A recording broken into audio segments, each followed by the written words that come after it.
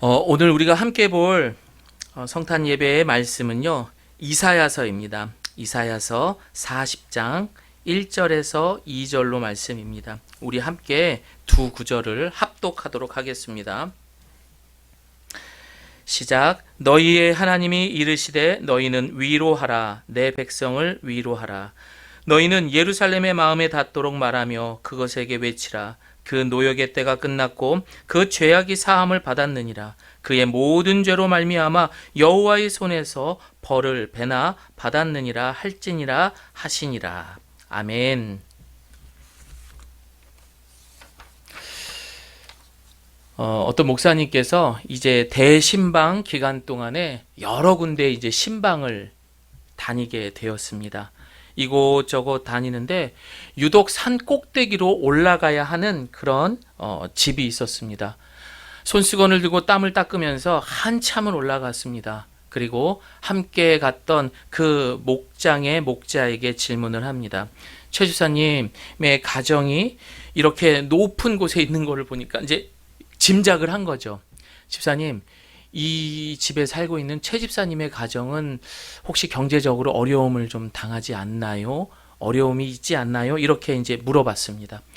그러자 그 목자가 되시는 집사님께서는 그래도 집사님 어렵지만 늘 긍정적이고 그리고 밝게 살아가시는 분입니다. 이렇게 이야기를 하는 거예요. 그래서 그렇군요 하면서 이제 그렇게 해서 그 산꼭대기에 있는 집까지 이제 도착을 했습니다. 그러자 이제 집사님과 두 아들이 뛰어나와서 목사님을 맞이합니다. 안녕하세요, 안녕하세요. 첫째 아들의 이름은요 고야였습니다. 그리고 둘째 아들의 이름은 고다였습니다. 고자 돌림이었던 것 같아요. 그러면서 목사님은 이름이 특이해서 그 이름의 뜻이 무엇인가 이렇게 물어보자 집사님이 말을 합니다. 앞에다 성을 붙여 보십시오. 여러분 그럼 어떻게 되죠? 최고야, 최고다. 별로 안 재밌습니까, 여러분? 예. 오늘 이렇게 이야기를 시작한 것은요, 참으로 어려운 이 시기에 이 두 아들의 이름을 우리는 서로 불러주면서 위로받아야 하고 위로를 해줄 때라는 것을 우리는 기억해야 됩니다. 그래서 이 성탄절을 맞이해서 혹시 이제 온라인 예배를 들리면서 옆에 있는 가족분들에게 이렇게 인사를 하도록 하겠습니다. 당신은 최고야.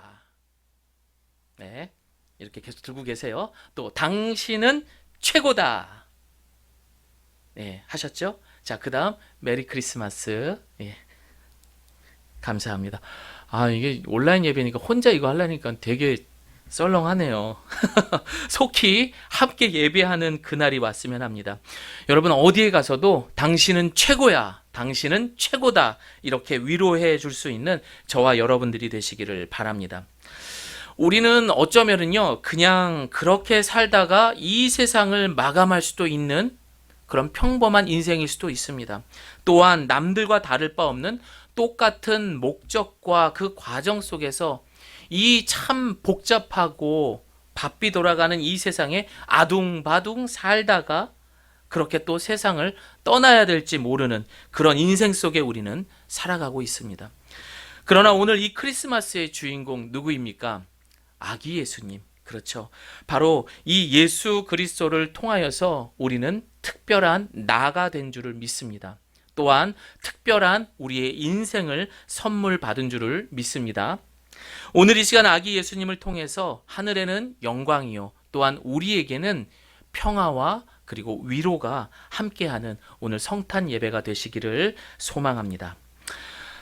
올해 2020년을 돌아보면요 코로나19를 시작으로 해서 우울한 일들이 참 많았습니다. 과거 기사에 기록된 그런 말들이 생각이 나요. 어떤 내용이었냐면 지금과 같이 어려운 때는 서로 비난하지 말자 이런 말이었어요. 여러분 너무 어려운 거예요. 사실 이럴 때는요 우리가 어떤 위로를 해도 힘들어요. 그래서 비난하면 안 돼요. 상당히 위험하다라는 거죠. 그러나 아쉽게도 너무 힘들고 어렵다 보니까 우리가 뭐 어떤 말을 해도 늘 그 마음속에 어때요? 분노와 화가 가득합니다. 내 마음 그리고 내 입은 독이 바짝 올라서 어쩔 수 없이 그게 이제 올라오다 보니까 우리는 비난할 수밖에 없는 겁니다. 목소리가 커질 수밖에 없는 것입니다. 여러분, 비난이라는 것은요, 남의 잘못이나 결점을 책잡아서 나쁘게 말하는 것을 비난이라고 합니다.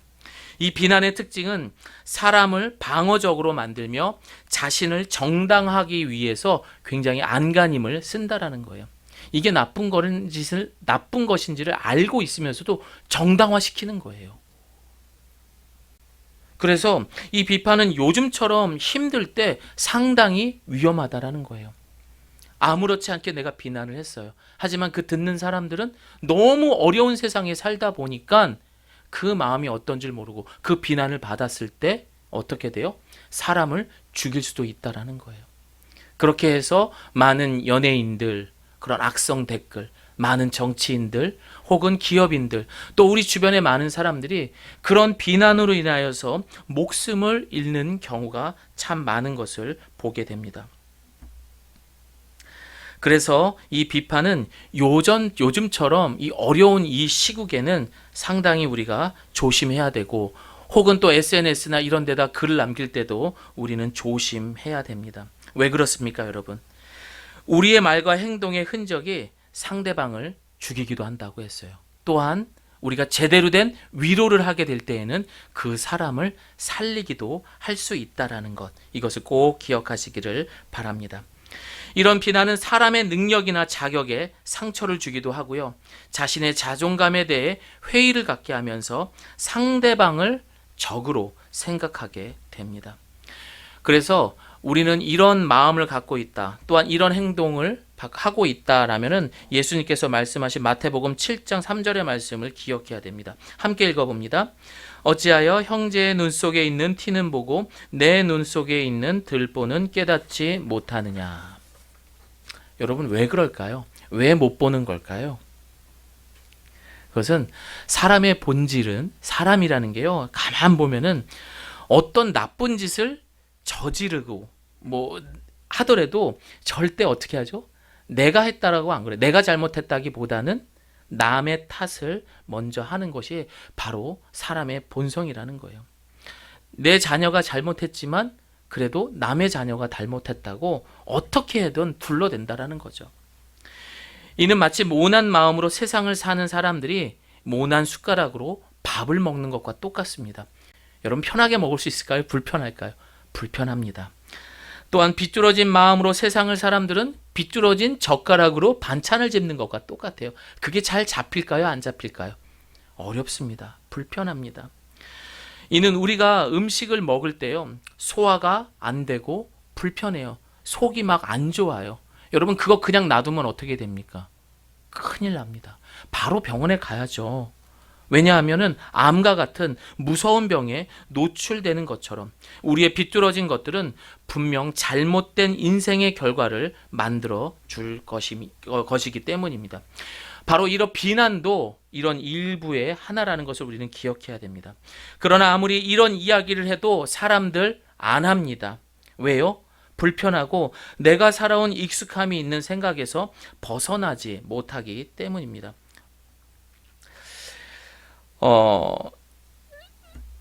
사람들이 이제, 그래서 우리는 위로를 받아야 돼요. 이런 세상일수록 위로를 받아야 돼요. 그런데 이 세상에서는 우리를 위로할 수 있을까요? 위로받기가 참 힘들다라는 거예요. 오히려 위로를 해줘야 돼요. 힘들었지? 괜찮니? 야, 난 그래도 네 편이야. 이런 말이 아니라 이들은 저에게 위로를 해준다는 말이 뭐냐면 답을 주려고 하는 거예요. 어떤 결과가 나올지에 대한 결과를 주려고 한다라는 거죠. 그러니까 내가 살아봤더니 라떼는 말이야 하면서 그런 소위 말하는 그 꼰대라고 말하는 윗세대 혹은 자신보다 나이가 어린 사람들에게, 직급이 낮은 사람들에게 이런 라떼 타령을 하면서 자신이 살아왔던 걸 가지고선 위로받아야 할 사람들에게 답을 주려고 하는 거예요. 그게 요즘엔 세상 사람들의 위로라고 하고 있는 것입니다. 잘못된 것이죠, 여러분. 그래서 이런 부분 때문에 우리는 정말 참된 위로가 이 세상에 필요하다라고 생각할 수 있습니다. 우리 모두에게 그렇다면 질문해 보겠습니다. 여러분, 참된 위로 받아보셨습니까? 아니, 요즘 여러분 살 맛이 납니까? 사실 우리는 빵 맛도 느끼고 과자 맛도 느끼고 달달한 아이스크림도 먹을 때 야, 맛있다, 이럴 때 우리는 건강하다라는 것을 느낄 수가 있습니다. 하지만 아픈 사람들에게 그보다 더한 산의 진미, 그 맛을 갖다 이렇게 차려놓는다고 해도 이 사람들이 이것에 대해 만족하고 그 맛을 느낄 수가 있을까요? 다시 말해서 건강한 영과 육을 가진 사람은 세상이 어떻게 돌아가도 꼭 산의 진미의 상이 아니더라도 물에 말아서 김치만 먹어도 맛있게 먹을 수 있다라는 겁니다. 왜 그럴까요? 이들에게는 위로자가 되시는 하나님의 긍휼함을 경험하고 또한 누리며 위로하며 살아가고 있기 때문입니다. 우리 빌립보서 4장 12절에서 13절 함께 읽습니다. 시작. 가난은 이겨낼 줄도 알고 부유함을 누릴 줄도 압니다. 배부를 때나 배고플 때나 넉넉할 때나 궁핍할 때나 어떤 형편에 처해서도 기뻐하고 즐거워합니다. 내게 능력 주시는 그리스도를 통하여 나는 모든 것을 할 수 있습니다. 아멘. 여러분, 위로에 대한 그 헬라어가 파라클레시스라고 말합니다. 이 뜻은 용기를 돋우어 주다, 위로하다, 기쁨을 찾게 해주다, 대신 구하여 주다, 이런 뜻들이 있습니다. 우리는 살다 보면은요, 만나면 힘이 되는 사람들이 있어요. 그 사람만 만나면 기분이 좋은 거야. 힘이 되는 거예요. 그런데 바꾸어서 또 어떤 사람을 만나면 그렇지 못하고 맨날 지치기만 하는 사람도 있습니다. 그러나 여러분, 우리의 하나님은 위로자가 되십니다. 그리고 꿈과 소망을 우리에게 주시는 참 위로자가 되십니다. 하나님을 만나면 우리는 소망이 생깁니다. 또한 하나님을 가까이 하게 되면 우리는 날마다 위로받을 수 있습니다. 아멘입니까? 이것이 세상 속에 살아가는 사람들과 기독교인과의 다름이라고 말할 수 있습니다. 바로 참된 위로를 받기 때문입니다. 오늘 본문 1절, 그래서 우리가 이 위로에 대한 큰 선포를 함께 생각하면서 본문 1절을 읽어보도록 하겠습니다. 시작. 너희 하나님이 이르시되 너희는 위로하라, 내 백성을 위로하라. 본문은 이스라엘 백성들이요, 이제 죄로 말미암아 바벨론의 포로가 됩니다. 무려 70년 동안이요. 그렇게 포로로 끌려간 사람들에게 이제 하나님께서는 이사야 선지자를 통하여서 위로의 말씀이 선포되는 것입니다.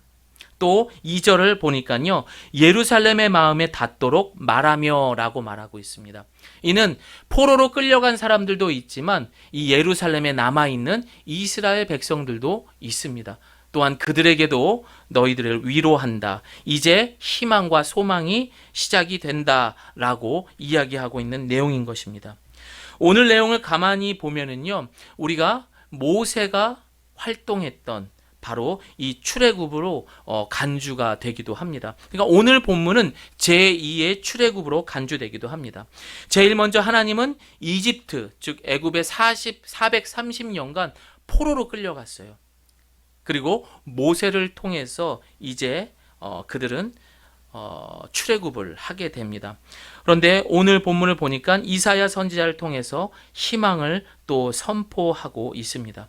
그리고 하나님은 이스라엘을 향해 이스라엘이 망하고 포로로 잡혀간 것은 그들의 죄악 때문이다. 그래서 너희들은 포로에서 회복하려면 먼저 이 죄악이 사해져야 한다라고 본문은 말하고 있습니다.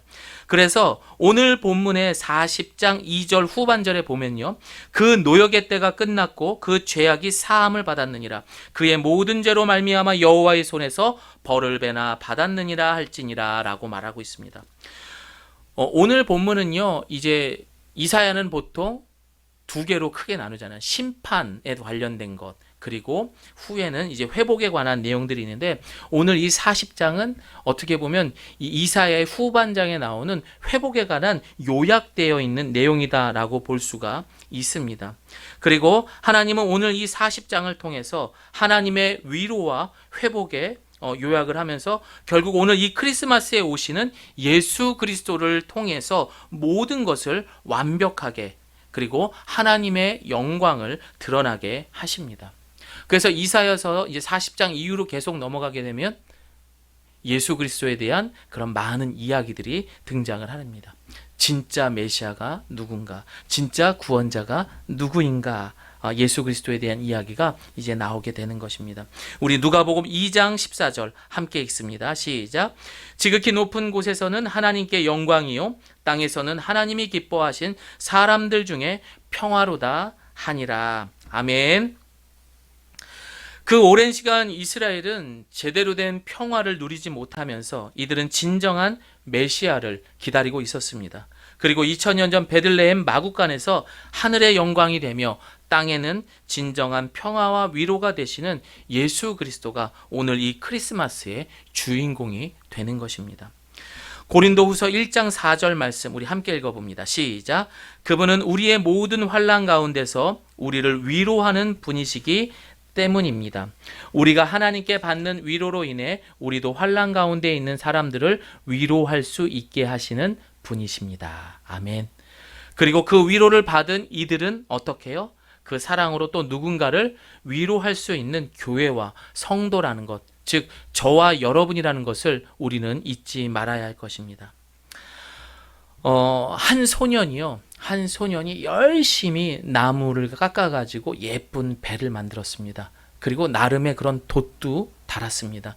그리고 동네에 있는 그 시냇가에 그 개울에다가 그 배를 띄우게 됩니다. 그 배가 아주 잘 물 흘러가듯이 가고 있는데 아차 하는 순간에 그 배가 안 보이는 거예요. 멀리 흘러가 버린 겁니다. 그 모습을 지켜봤던 소녀는 너무나 가슴이 아팠어요. 손을 베어가면서 아파하면서 그렇게 열심히 만들었던 그 배. 근데 그 배가 떠나간 거예요. 그래서 그 자리에서 엉엉 울어버리는 겁니다. 아이고 내가 그 배를 어떻게 만들었는데 하면서 너무 속상해 하는 거예요. 그리고 이제 집에 오면서 하루 이틀 3일 이렇게 시간이 지나고 그 마을에 이제 장이 들어서게 됩니다. 그리고 그 장날 이 소녀는 이렇게 장날 구경을 하러 돌아다니는데 자신이 만들어 놓은 그 배가 어떤 아저씨가 그 배를 팔고 있는 거예요.